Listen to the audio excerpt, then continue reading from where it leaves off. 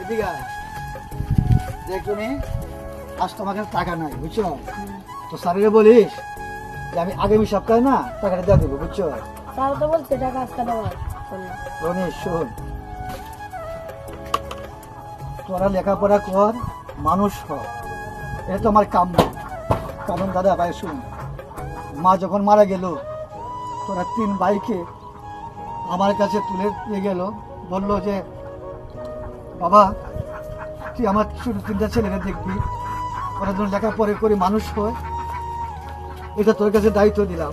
তাহলে দাদা আমি আজকে থেকে আর স্কুলে যাবো না। না না দাদা, তুই এসব কথা বলিস না, কারণ আমি যে তোদের আশা ভরসা, তোরা যদি মানুষ না হতে পারিস তাহলে বাবা মা যে কষ্ট পাবে রনি,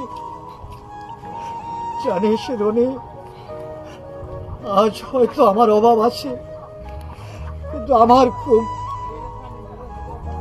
আল্লাহর কাছে আমি সব সময় বলি যে আল্লাহ তুমি আমার তিনটা ভাইকে তুমি মানুষের মতো মানুষ করো, আমি যেন বাবা মার আশা পূর্ণ করতে পারি।